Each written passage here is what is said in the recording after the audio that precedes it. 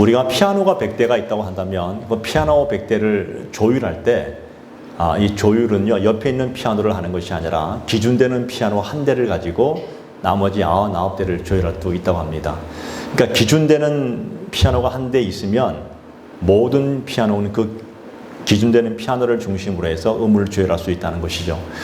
오늘 우리는 그리스도인입니다. 우리는 하나님을 믿는 사람들인데 우리 인생에, 우리 신앙에 기준되는 분이 누구실까요? 하나님 아니십니까? 그죠? 우리의 모든 기준은 하나님의 말씀으로 우리는 기준을 삼고 살아갑니다. 그런데 이 땅을 살아가면서 우리가 어쩌면 우리가 하나님의 말씀을 기준으로 살아간다고 하지만 나를 방해하는 것들이 굉장히 많이 있습니다. 내 신앙을 방해하는 것이 어쩌면 내 자신일 수 있다는 겁니다. 나의 자존심이 될 수 있겠고요. 어쩌면 나의 경험, 나의 지식, 나의 어떤 주장, 나의 감정, 내 기준, 내 경험, 뭐 여러 가지 방법들, 나의 생각들이 모든 것들이 하나님을 향해서 조율하고 하나님을 향한 그 기준을 내가 많이 가로막고 그것을 지금 이렇게 방해하는 것들이 내 속에 많이 있는 것을 보게 된다는 사실이죠. 어쩌면 하나님의 말씀 앞에 조율해야 되는데 거기에 내가 들어감으로 인해서 정말 늘 하나님 앞에 가까이 가고자 원하지만 항상 내 안에 있는 내 것이, 나의 것들이, 하나님을 알지 못하는 나의 모든 것들이 나를 계속해서 방해합니다. 어쩌면 그것이 내 기준과 내 자존심일 수 있습니다. 모든 것을 통틀어서 한마디로 말한다면 그러잖아요. 사람들은 자존심이 없으면 살 수 없잖아요. 자존심이 상하면 못 견디잖아요. 그죠? 이 자존심이라는 게 뭡니까? 썩어질 것들은 아닙니까? 불필요한 것들은 아닙니까? 성경에서 우리가 뭐 잘 아는 것처럼 자존심은 우리가 예수 그리스도의 십자가에다 못 박여 죽이라 하잖아요. 내 자존심은 죽고 나는 예수로 살아야 된다고 그렇게 고백하고 있지 않습니까? 내가 살아있으면 예수가 살지 못하잖아요. 내가 죽어야 예수가 사는 것 아니겠습니까? 십자가는 바로 그겁니다. 너의 십자가를 짊어지고 나를 쫓으라는 얘기는 너가 가지고 있는 모든 사상과 기준과 감정과 자존심을 다 죽여버리고 오직 예수 그리스도로 살아가라고 말씀하시는 것이 바로 신앙의 기본 아닙니까? 자, 그런 면에서 이 예배가 뭡니까? 오늘 이 예배를 참석했는데 예배는 우리가 하나님께 내 신앙을 조율할 수 있는 최고의 길이라고 저는 그렇게 믿습니다. 왜냐하면 예배를 통해서 전체가 하나로 조율되는 거예요. 예배보다 더 강한 무기는 없습니다, 여러분. 그래서 우리가 하나님께 예배를 통해서 하나님을 만나기도 하고 예배를 통해서 또 하나님의 말씀을 듣습니다. 그 말씀을 통해서 우리는 조율하기도 합니다. 그래서 항상 그 하나님의 말씀 앞에서 내 견해를 죽이기도 하고 그리고 그 말씀의 기준을 삼고 우리는 살아갑니다. 그리고 하나님의 놀라운 은혜와 보존과 승리와 이기심을 우리는 경험하게 될 수 있다는 것이죠. 그럼 왜 우리가 하나님 중심으로 살아야 되고 왜 우리가 하나님께 예배 중심으로 살아야 되고 왜 우리가 말씀 중심으로 살아야 될 것인가? 왜일까요? 우리는 성도들이기 때문에 세상으로부터 구별된 자들이기 때문에 그래요. 세상으로부터 완전히 구별됐다는 얘기는 우리는 다르다는 겁니다. 하나님이 세상으로부터 우리를 분리시켜서 우리는 거룩한 존재로 우리를 칭하여 주셨습니다. 성경은 그것을 아주 확실하게 우리에게 증거해 주고 있습니다. 오늘 본문은 그런 관점으로 보기를 원합니다.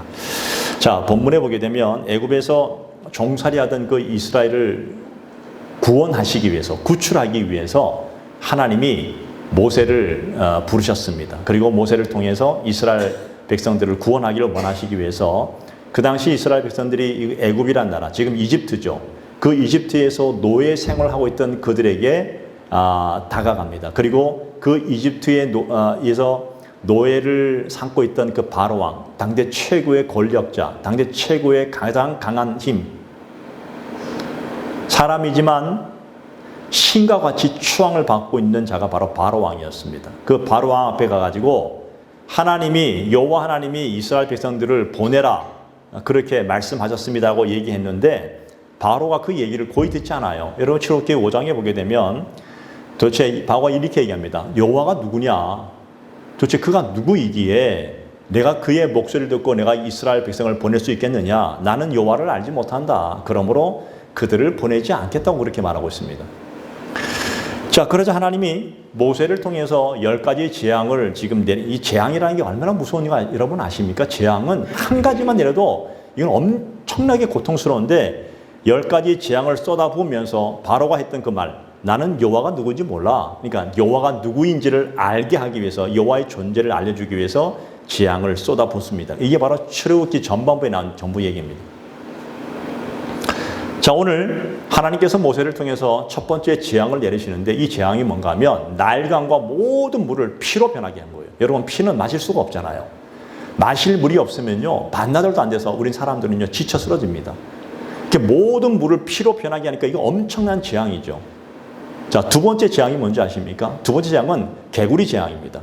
온 애굽 땅에 개구리들이 무차별적으로 나타나서 식탁 위에, 침소 위에, 또 밥 먹는 거 위에 어디에나 이 개구리 자체가 이게 개구리가 식용될 수 있는 건데도 불구하고 재앙이 돼버린 거예요. 세 번째 재앙은 여러분 잘 아시는데 이. 요즘 이가 없잖아요. 청결하니까. 근데 이 재앙이 얼마나 몸을 괴롭게 하는지 견딜 수가 없는 거예요. 자, 이 재앙을 내리시는데 이 세 번째 재앙까지 보게 되면 이스라엘 백성이나 애굽 백성이나 똑같은 재앙 속에서 고통을 당하고 힘들고 아주 처절한 고통 속에 있는. 근데 이런 재앙 속에서 두드러진 것이 하나 뭔가 하면 이 재앙이 계속되면 계속될수록 당대 최고의 왕이었던 이 바로 왕은요, 점점 더 강팍해지고 있더라. 성경에는 완악해지고 있더라. 이렇게 말하고 있습니다. 오늘 본문 19절이 그 얘기입니다.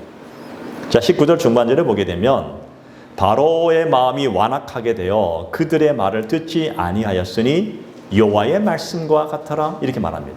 자, 이 말씀을 잘 되새겨 보십시오. 이 말씀을 보면 뉘앙스가 나타나는데 하나님께서 바로의 마음을 완악하게 하신 것처럼 보이지 않습니까? 맞습니다. 하나님이 오늘 바로의 마음을 완악하게 지금 하고 있다는 것을 말씀하고 있습니다. 결국 이스라엘이 다시 말해 애굽에서 탈출해서 가야 되는 그 모든 과정을 하나님이 의도적으로 지금 지연시키고 있는 듯한 그런 모습을 우리에게 보여주고 있습니다. 지연시키고 있는 거예요. 어쩌면 하루속히 이스라엘 백성들이 그동안 400년 가까이 애굽 땅에서 노예 생활을 했던 그들을 한 번만에 탈출시켜서 하나님이 약속하신 이 가나안 땅, 그 땅으로 딱 보내셔서 편히 살게 하는 것이 하나님의 뜻이라면, 그러면 하나님께서 정말 그런 뜻이 있었다면 바로를 한 번만에 재앙을 내려서 굴복시키셔서 그 일을 할 수 있는 분이십니다. 그런데도 이 재앙을 한 번, 두 번, 세 번까지 계속해서 주고 있는데도 불구하고 바로는 가면 갈수록 더 강팍해지고 완악해지고 있다라고 성경은 그렇게 말하고 있다는 것입니다. 근데 이것이 하나님이 의도하신 바라는 거예요. 그래서 우리가요, 이 말씀을 가만히 전체적으로 한번 보게 되면 하나님께서 이 계속되는 재앙을 통해서 하나님 과연 우리에게 무엇을 말씀하고 있는 것인가? 하나님의 의도와 하나님의 관심은 도대체 어디 있는 것인가? 아니, 애굽의 바로가 하나님 앞에 이 고집을 부렸어요. 정말 부리니까 하나님이 내가 누구인지를 알게 하겠다고 엄청난 재앙을 내린데도 불구하고 이 재앙은 모든 애굽 백성과 모든 이스라엘 백성이 똑같이 고통을 당하고 있는 거예요. 그런데 이 고통이 얼마나 고통스러웠는지 이 바로왕의 신하들이 있잖아요. 신하들이 바로왕 앞에 가가지고 도저히 있을 수 없는 얘기를 해요. 왕이시여, 나라가 망할 줄 알고도 그런 줄 모르십니까? 라고 반문하고 막 뭐라 할 정도예요. 그러니까 그만큼 재앙이 힘들고 어려운 거예요. 이게 출애굽기 10장에 보면 그 가정이 나와요. 네. 그런데요, 정말 이상하게도 이제 네 번째 재앙에 딱 와서부터는 이 재앙이 구별되기 시작했다는 거예요. 신기하잖아요, 여러분. 아니, 애굽 사람과 이스라엘 사람의 재앙을 구별해 주셨다? 본문 23절에 보면 이렇게 말씀하십니다. 내가 내 백성과 내 백성 사이를 구별하리니 내일 이 표징이 있으리라 하셨다 하라 하시고, 자, 애굽 사람들에게는 재앙이 아주 극심하게 내렸다면 오늘 이스라엘 사람들에게는 그 재앙이 전혀 한 움큼도 내리지 않았다고 그런 얘기하는 겁니다. 예. 자, 생각해 보십시오. 왜 하나님께서 세 번째 재앙까지 이스라엘 백성과 애굽 사람을 구별하지 않고 똑같이 재앙을 받게 하셨을까요? 여러분, 이 재앙이란 게 뭡니까? 재앙은 심판이에요. 고통스러운 겁니다. 이 재앙이 주어진다는 것은 심판받을 만한 악한 인간들이기 때문에 재앙이 내린다라고 우리는 그렇게 하고, 더군다나 옛날에는요, 신의 저주라고 하는 거예요. 재앙이 말하면 하나님이 저주하신 거라 얘기합니다. 욥이 하나님을 잘 섬겼습니다. 근데 어느 날 사탄이 시기해가지고 욥이 하나님이 잘 해주시니까 욥이 이렇게 섬기는 척 하겠죠. 그럼 시험해봐라. 엄청난 재앙이 왔습니다, 집안에. 예. 잘 섬기고 있는데도 불구하고 재앙이 왔다는 거예요. 예. 이 재앙은 그렇게 힘든 거예요. 그래서 사람들이 와서 뭐라 합니까? 친구들이 와서 네가 잘못했으니까 재앙이 왔겠지라고 얘기하는 거예요. 예. 근데 오늘 이 재앙은 그런 거예요. 하나님이 주시는 재앙은 옛날 사람들은요, 재앙이 임하면 이건 신의 저주야. 네가 잘못했기 때문에 재앙이 온 거야. 너는 악한 인간이기 때문에 재앙이 온 거야. 이렇게 말을 합니다. 그래서 오늘 이 이스라엘 백성들에게도 재앙이 동일하게 첫 번째, 두 번째, 세 번째 재앙이 왔다는 얘기는 우리가 좀 알아야 될 사실 안 했어요. 이스라엘 백성, 너희조차도 원래 악한 인간들이었어. 그걸 좀 알아라는 거예요. 너희는 원래 악한 존재들이었어. 그런데도 불구하고 그 재앙이 점점 주어지다가 갑자기 네 번째 재앙이 와서 갑자기 하나님이 구별하시는 그 목적이 무엇이냐?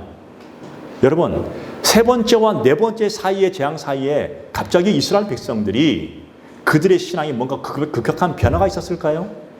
아니면 그들이 하나님 앞에서 정말 이제 뭔가 어떤 이상한 정말 뭐랄까 재앙을 받지 않을 만한 무슨 행동을 했다든가 어떤 무슨 일을 해서 나아진 것이 있었기 때문에 그랬을까요? 그것이 아니라는 겁니다, 여러분. 그래서 오늘 이 본문에 나타난 이 중요한 단어 하나를 한번 좀 포인트를 집어보겠습니다. 그건 구별이라는 단어예요. 이 구별이라는 단어를 알아야 되는 게 뭐냐면 이 구별이라는 단어를 먼저 왜 알아야 되냐면 이게 성경 히브리 원어로 보게 되면 이 구별이라는 단어는요, 페두트라는 단어예요. 페두트. 이게 뭔 뜻이냐면 구속이라는 뜻이 있습니다. 구속에. 단순히 구별이 아니라 구속이라는 뜻이 있어요. 하나님이 너희가 심판을 받아야 되는데 너희가 심판받아야 될 그 상황에서 너희를 구원해 주셨다. 면제했다. 이게 바로 하나님으로부터 구속의 은총을 받았다 할 때 바로 이 페두트라는 단어를 사용한다는 거예요. 그러니까 페두트라는 단어에는 구별과 구속이라는 단어가 똑같이 들어가 있어요. 좀 더 깊게 볼까요? 오늘 하나님께서 오늘 저와 여러분들이 이 땅에서 완전히 사망 가운데 죽어있는 존재들이었고 영원한 지옥에 갈 존재들이었습니다. 그런데 예수님을 보내셔서 십자가에서 당신의 흐르신 피로 말미암아 우리를 구속해 주셨습니다. 그리고 하나님의 자녀 삼아 주셨습니다. 이게 바로 구속이라는 단어예요. 우리가 우리 힘으로 한 것은 아무것도 없는데 하나님이 그냥 그렇게 우리를 일방적으로 사랑해 주셔서 그 사랑을 보여주셨고 우리의 모든 죄를 사해 주시고 사망의 자리에서 생명의 자리로 옮겨주신 것, 이게 바로 구속이라는 단어, 페두트라는 단어에 포함되어 있습니다. 자, 그렇다면 여러분 보십시오. 이 구별이라는 이유를 이제 다시 한번 볼까요? 이 구별을 볼 때 이스라엘 백성이 뭔가를 잘했기 때문에 하나님이 네 번째 재앙부터 그들을 재앙을 내리지 아니했다는 그 뜻이 아니라 이 재앙이 그들에게 내리지 않은 이유를 우리는 이스라엘 백성으로부터 찾는 것이 아니라 하나님으로부터 찾아야 된다는 거예요. 하나님의 관점에서 봐야 된다는 거예요. 이게 바로 구속의 사랑이라는 거예요. 하나님은 세상의 모든 사람을 두 개로 분류합니다. 구속의 백성과 구속의 백성이 아닌 사람으로 구별합니다. 하나님의 피의 흔적, 예수님의 피의 흔적이 있는 자들과 흔적이 없는 자들로 구별하시는 분이십니다.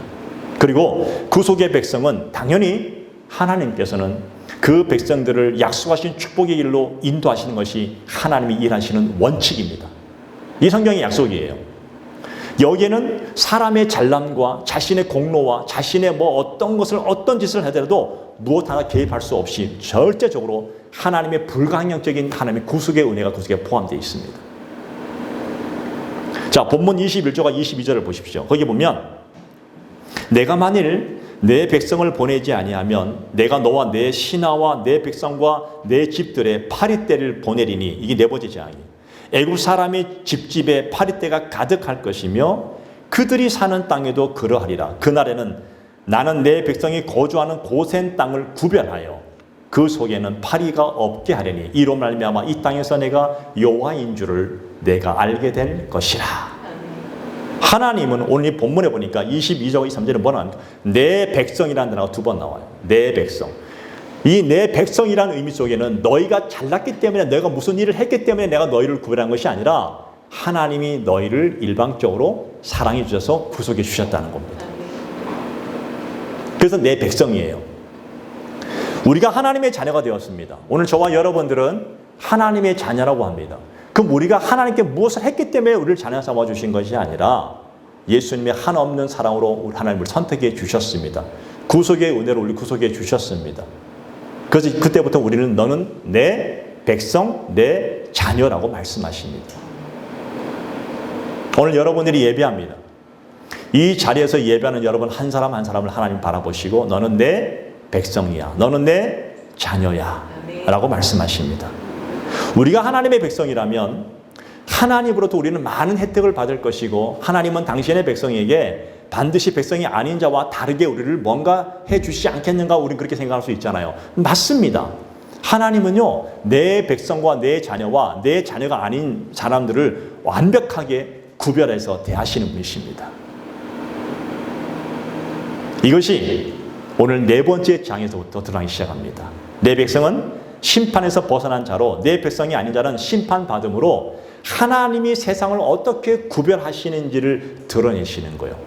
이 세 번째 재앙까지는 인간의 악함이 얼마나 모두에게 인간이 악화했다는 사실을 이스라엘 백성이나 애굽 백성에 동일하게 보여주셨다면 네 번째부터는 하나님이 이스라엘 백성을 완벽하게 구속해 주셔서 이제는 뭐라고요? 너의 공로가 아니라 바로 나의 은혜로 나의 사랑으로 내가 너희를 보살펴 주겠노라.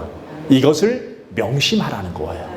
앞으로 너에게 살아가면서 어떤 짓을 하더라도 절대 너희는 너의 공로가 아니라 나의 은혜고 나의 사랑이라는 사실을 잊지 말라는 거예요. 그래서 세 번째 재앙까지는 동일하게 재앙을 내리시고 네 번째부터는 하나님께서 그 사실을 이제 경험했지? 네 번째부터는 너희는 다시 구별할 거야.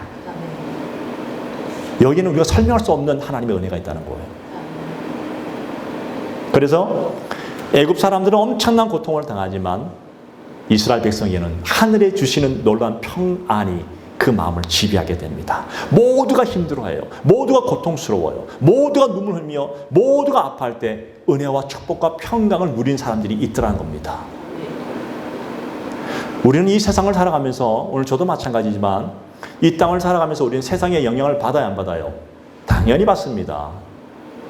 우리는 그럴 수밖에 없어요. 세상의 불경기면 우리도 똑같이 불경기를 경험하고 세상에 재난이 임하고 똑같이 재난을 경험하게 되고 그 세상의 고통과 눈물과 아픔과 모든 고난의 시간을 우리 동일하게 같이 보내고 있습니다. 우리는 똑같은 존재들이요. 우리는 그 똑같이 예수 믿는 사람이나 안 믿는 사람이나 똑같이 그런 고통을 당하며 고통 가운데 살아가고 있습니다. 그런데 구속받은 사람들, 구별된 사람들은 하나님이 함께 하시면 어느 순간 나는 고통스러운데 하나님이 주시는 놀라운 그 신비한 은혜로 말미암아 내 마음의 두려움이 사라지고 나는 염려하고 나는 낙심할 수밖에 없는 그런 상황인데 신기하게 내 마음의 염려와 낙심이 사라집니다. 왜? 너무나 그건 설명할 수 없는 방법이에요. 하나님이 주시는 거예요. 세상이 어려우면 어려울수록 똑같이 어려워야 되는데 똑같이 어려움을 당하고 있는데도 불구하고 이상하게 그러면 그럴수록 내 마음은 고요해지며 평안해집니다. 지금 그렇게 이스라엘 백성과 애굽 사람들을 그렇게 지금 구별하고 같은 곳에 살고 있지만 한쪽은 너무나 힘들어서 울부짖고 우왕좌왕하다면 한쪽은 그럴수록 고요한 하나님의 평안을 맛보고 있는 모습을 보여준다는 것입니다. 주님께서 말씀하시죠. 내가 세상을 이겼으니 너희도 세상을 이길 것이라 약속해 주셨습니다. 내가 너희에게 평강을 주노라. 부활하신 후에 제일 먼저 무덤을 찾아왔던 그 여인들에게 부활하신 예수님께서 가장 먼저 주신 말씀도 평안할지어다. 그래서 지금 이스라엘 사람들이 은사가 뭐예요? 샬롬이라는 단어가 뭐예요? 평안입니다. 전 여러분에게 오늘도 이 시간 선포합니다. 평안할지어다. 네. 어차피 이 땅은 한 번 살아가는 인생입니다. 하나님이 우리에게 주신 한 번의 기회입니다. 이 땅을 살면서 우리는 수많은 가지 고난과 수많은 가지 일들을 겪으며 살아갑니다. 우리 눈에 보이는 것 때문에 기뻐하고 눈에 보이는 것 때문에 슬퍼하고 아파하지만 하나님은 눈에 보이는 것 너머에 차원 너머에 그 너머에서 우리에게 이미 영원한 생명을 주셨고 이 세상을 능히 다스리는 능력을 우리에게 허락하여 주고 권세를 주셨습니다. 바로 평안하라는 것입니다. 여러분들이 평안하기를 바랍니다. 하나님이 여러분을 이 세상 사람들과 구별해 주셨습니다. 구속해 주셨습니다. 여러분 하박국서를 보면 하나님의 징계로 온 나라가 쑥대밭이 됩니다. 온 나라가 완전히 그냥 다 파괴돼 버렸습니다. 다 잃어버렸습니다. 예외가 없습니다. 그런데 하박국 선지자가 어떻게 고백합니까? 하박국 3장 17절 18절에 보니까 무화과 나무가 무성하지 못하고 그리고 포도나무가 열매가 없고 감람나무에 소출이 없고 밭에 뭐 먹을 것이 없고 우리의 양이 없고 뭐 외양간에 소가 없을지라도 뭐라 말합니까? 나는 여호와로 말미암아 즐거워하며 나의 구원의 하나님으로 말미암아 기뻐하리로다. 뭘 말씀하고 있을까요? 다 망했어요. 다 망해서 폭삭 망해가지고 낙심하고 울고불고하고 막 완전히 이건 완전히 요즘 말로 멘붕이 와서 완전히 아무것도 할 수 없는 그런 상황 속에 있는데 오늘 하박국이 뭐라 말합니까? 나는 그럼에도 불구하고 나의 한 분이신 하나님 때문에 나는 기뻐하며 감사합니다. 나 홀로 동분서주하고 뭔 짓을 해도 이 현실의 벌칙을 우리는 벗어날 수가 없어요. 그러나 하나님의 은혜에 우리가 묶여버릴 때는요, 그 영향을 받지 않는다는 거예요. 이 땅을 살아가는데 세상의 모든 법칙에서 벗어날 수 없지만 어느 순간 하나님의 은혜에 딱 막 묶이는 순간부터 우리는 이 세상에 살고는 있지만 이 세상에 영향을 받지 않는 존재들이 된다는 것입니다. 이게 신앙입니다.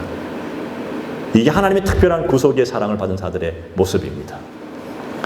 우리는 걸어가도 뛰어가도 피곤치 않고 곤비치 않는 놀라운 힘을 얻을 것이고 세상에 줄 수 없는 하늘에서 임하는 놀라운 평강이 우리의 마음을 지배할 것이다. 너는 내 자녀다. 말씀하십니다. 이렇게 구별의 은총을 받은 사람들은 하나님을 의심하지 않습니다. 그때부터 절대 의심하지 않고 하나님의 말씀 앞에 우리는 순종할 수밖에 없습니다. 여러분, 철기 9장을 이제 좀 지나가다 보면 7번째 재앙이 뭐예요? 그때 우박 재앙입니다. 우박 재앙이, 이 우박이 뭐 요만한 우박이 아니라 맞으면 죽는 우박이에요. 엄청난 우박이 재앙인데 그때 하나님이 모세를 통해서 이렇게 말하면 내일 이맘때에 이 땅에 우박을 보내는데 들에 있는 것들은 모두 다 집 안으로 들여라. 만약에 집 안에 들어오지 아니하면 사람이나 짐승이나 다 죽을 것이라. 그렇게 경고, 미리 재앙을 예고합니다. 그런데 이 말씀에 순종한 사람들은 사람이나 짐승이나 다 집 안으로 들인 사람들은 우박에서 살아날 수 있었지만 그 믿지 않은 사람들은 다 죽음을 당했습니다. 이 구별된 축복을 받은, 구별된 은총을 받은 사람들은 하나님의 말씀 앞에 아주 민감해요. 그 말씀에 순종합니다. 이러한 말씀에 순종하는 사람들을 가지고 뭐라 말씀합니까? 성도라고 말하는 거예요. 지금 보십시오, 여러분. 지금도 하나님 말씀이 선포되고 있습니다. 지금 이 시대는 마지막 시대라고 말하고 있습니다. 이 시대는 드디어 이제 이 멸망과 처처의 기근이 나오고 기상이상도 나오고 이제 복음이 다 전파되어지고 머지않아 이 땅에 마지막 종말이 임할 것입니다. 그러므로 마지막 때가 가까웠으니 너는 깨어 있어라 계속 말하고 있습니다. 그런데요, 모든 사람들이 그 하나님 말씀이 동일하게 전파를 통해서 입술을 통해서 된다 할지라도 어떤 사람은 그래요. 설마 그러겠어? 설마 그런 일이 있을까? 별거 아니야. 왜? 그러는 지금도 수많은 사람들이 정말 했으니까 없더라. 지나왔더라. 설마야. 근데 어떤 사람들은 하나님의 말씀을 고지고대로 믿습니다. 말씀이 내게 임했으니까 반드시 믿고 정신 차려야지. 그리고 믿음을 갖고 그 말씀 앞에 순종하며 살아가는 사람들이 있습니다. 그런 자들에게 하나님의 은혜와 축복이. 우린 그런 사람을 가지고 구속의 은총을 받은 사람들이라고 말하고 있습니다. 전 여러분들이 하나님의 구속의 은총을 받은 사람임을 믿습니다. 네, 말씀에 민감한 자들이에요. 결국 하나님은 내 백성, 내 자녀들을 완벽하게 축복하시는데 지켜주십니다. 자, 한번 찾아볼까요? 오늘 한번. 자, 출애굽기 19장 5절 6절입니다. 뒤로 좀 넘겨봤습니다. 출애굽기 19장 5절 6절 말씀 같이 한번 읽겠습니다. 시작. 세계가 다 내게 속하였나니 너희가 내 말을 잘 듣고 내 언약을 지키면 너희는 모든 민족 중에 내 소유가 되겠고 너희가 내게 대하여 제사장 나라가 되며 거룩한 백성이 되리라. 너는 이 말을 이스라엘 자손에게 전할지니라. 여러분, 이 말 들으니까 뭔가 좀 기억나는 성경 구절이 없어요? 신약 성경에 베드로전서 2장 9절에 보게 되면 이런 말씀이 있습니다. 너희는 택하신 족속이요 왕 같은 제사장이요 거룩한 나라라. 그의 소유된 백성이니 이는 너희를 어두에서 불러내어 귀한 빛에 들어가게 하신 이의 아름다운 덕을 선포하게 하려 하심이라. 똑같은 말씀이에요, 사실은요. 구약의 이 말씀이 똑같이 나오는 거예요. 내 소유, 택하신 족속. 여러분, 내 소유는요, 이 원어로 보게 되면 세굴라라는 뜻인데, 이 세굴라는 뭔 뜻인가 하면 특별한 보물, 그냥 보물이나 특별한 보물. 하나님이 여러분 한 사람 한 사람을 특별한 보물로 여러분들을 어떻게 한다고요? 소중하게 여기신다는 겁니다. 내 소유. 택하신 족속, 똑같은 의미입니다. 그리고 제사장 나라, 왕 같은 제사장이라잖아요. 하나님과 가장 가까이 있는 사람을 얘기하고 있습니다. 우리도 그러잖아요. 이제 좀 있으면 이제 선거도 있으면 또 대통령 선거, 뭐 국회의원 선거 있으면 내 측근이라잖아요. 측근을 다 세우잖아요. 대통령은요, 임기 5년 끝날 때까지 자기를 위해서 측근으로 열심히 했던 사람을 하여튼 뭔 잘 다 주더라고. 뭔 짓을 해도 주더라고요. 왜 그럴까요? 나를 위해서 힘쓴 사람을 측근이라 하잖아요. 여러분들은 하나님의 측근입니다. 아멘. 할렐루야. 아멘. 왕 같은 제사장. 여러분, 제사장은요, 하나님과 가장 가까이 있는 사람이고, 제사장은요, 하나님과 가장 가까이 있기 때문에 가장 가까이에서 먼저 은혜 받고, 먼저 말씀의 은혜를 받습니다. 먼저 하나님 축복을 받습니다. 늘 가까이에서 하나님과 함께 호흡하며 하나님의 눈길이 머무는 곳에 나도 머무릅니다. 이게 축복이라는 거예요. 그런 귀한 축복들이 오늘 우리에게 있다는 것입니다. 그래서 하나님은 가장 먼저 제사장들에게 축복을 주신다는 겁니다. 만인 제사장이라잖아요. 여러분 모두에게 다 제사장의 역할을 주셨습니다. 여러분들은 하나님의 측근이에요. 할렐루야. 세 번째 보면 거룩한 백성이에요. 거룩한 나라. 여러분, 거룩은 뭡니까? 구별이라는 뜻이에요. 사람들은 오늘 저와 여러분을 보면서 하나님의 뜻을 알게 될 겁니다. 오늘 하나님은 우리가 이 땅에서 세상이 주는 그런 기쁨이 아니라 세상과 다른 기쁨을 우리에게 보여주기를 원하십니다. 이 세상 사람들은 눈에 보이는 것 때문에 기뻐하지만 오늘 우리는 그런 것과 관계없이 하나님이 주시는 하나님 자체 때문에, 그분 때문에 우리는 기뻐하고 그분 때문에 즐거워하고 그분 때문에 만족할 수 있다는 것, 그걸 드러내기를 원하십니다. 그래서 너희는 거룩한 백성이고 거룩한 나라다. 보십시오, 여러분. 세상 사람들은요, 물질, 권력, 쾌락이 그들의 기쁨이라면 오늘 우리 예수 믿는 사람들은 오직 한 분만으로, 그분 한 분만으로, 예수님 한 분만으로, 하나님 한 분만으로 우리는 만족합니다. 그분 때문에 감사합니다. 우리는 그분을 정말 누구인지를 알기 때문에 우리는 그분께 예배합니다. 우리는 그분께 기도합니다. 그분께 사명을 감당하고 나아갑니다. 세상 사람은 두려워합니다. 세상 사람은 군사력을 두려워하고 힘을 두려워하고 경제력을 두려워하고 사람을 두려워하지만 오늘 하나님의 구속함을 받은 사람들은 하나님 한 분만 두려워합니다. 그 외엔 두려워하지 않습니다. 지금 우리가 이 나라 정세를 봤을 때 전 세계적으로 분단된 국가는 우리나라밖에 없잖아요. 그런데 북한 땅에 뭐 핵을 만들고 뭐 대포를 쏴고 뭐 미사일 쏴고 뭐 우리는 두려워하지 않아요.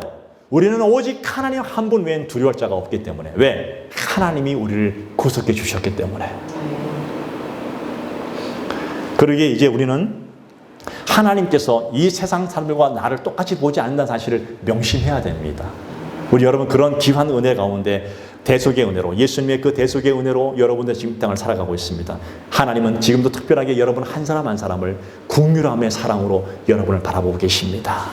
붙들어 주시고 내 앞길을 열어주시고, 하나님은 우리의 모든 앞길에 놀라운 일들을 열어주시고 열매를 맺게 해주시는 아버지 하나님이십니다. 모두 다 힘들다 합니다. 모두 다가 힘들다 하는데 이상하게 하나님의 사랑하심을 받은, 하나님의 구속의 은혜를 받은 자들에게는 하나님의 도우심의 은혜가 반드시 임할 것입니다. 얼마나 살기 힘듭니까, 여러분? 들어보면 지금이 코로나 시대보다 더 힘들다 그래요, 사람들이요. 정말 힘든 시대를 살아가고 합니다. 정말 힘든 세월을 보내는데, 그런데 하나님께서 말씀하십니다. 너희는 그들 가운데 특별하게 구별된 구속의 은총을 받은 사람들이라고 말씀하십니다. 그렇다면 왜 하나님께서 우리를 구별하여 주셨을까요? 왜 하나님께서 오늘 여러분 한 사람 한 사람을 구속해 주셨을까요? 단순히 여러분을 구속해서 평안을 주시고 놀라운 은혜를 주시고 그랬을까요? 그런데 분명한 목적이 나와요. 오늘 제가 좀 아까 읽었던 베드로전서 2장 9절 그 하반절에 뭐라 나옵니까? 아름다운 덕을 선포하게 하려 하심이라. 여러분 디도서 2장 14절에 보면 이렇게 말씀하십니다. 그가 우리를 대신하여 자신을 주심으로 모든 불법에서 우리를 속량하시고 우리를 깨끗하게 하사 선한 일을 열심히 하는 자가 하는 자기 백성이 되게 하려 하심이라. 우리를 속량하여 주셔서 선한 일을 열심히 하려는 자들 우리를 불러주셨다는 겁니다. 선한 일이 뭘까요, 여러분? 아름다운 덕이 뭘까요? 복음이에요. 예수 그리스도를 드러내라는 것입니다. 오늘 내가 사는 내 직장에서, 내 사업장에서, 내 가정에서 내가 만나는 사람들 앞에서 주님의 복을 드러내라. 선한 일이에요, 그게. 세상 사람은 선한 것은 착한 걸 하지만 우리에게 선한 것은 주님의 복음을 드러내는 게 선한 것입니다. 그게 아름다운 덕입니다. 성경 그렇게 말씀하시죠. 그런 악한 세상 속에서 우리를 구별하여 주신 자들, 예수님의 거룩한 피값으로 우리를 속량하여 주신 분, 그 값은 사망 가운데 놓인 우리를 당신의 생명을 죽이시기까지 우리를 구원하신 놀라운 은혜 아닙니까, 여러분?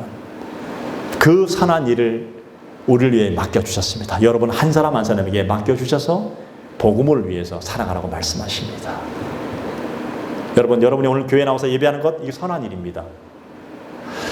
교회에서 선한 일에 대해서 가르침을 받으면 또 가르침을 받고 이 세상을 향해서 나아갑니다. 이 세상에서 오늘 각자 주어진 일에 그 주의 복음을, 주의 영광을 위해서 살아가는 것, 이게 선한 일이고 아름다운 덕입니다.